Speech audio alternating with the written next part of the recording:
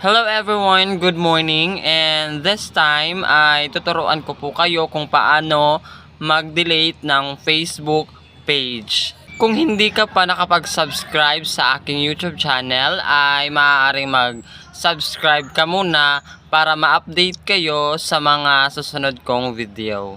Para sa mga merong Facebook page dyan na gustong i-delete yung Facebook page nila kasi yung iba ay hindi na nila ginagamit. So, tapusin nyo lang itong video para malaman nyo kung paano siya ito gawin.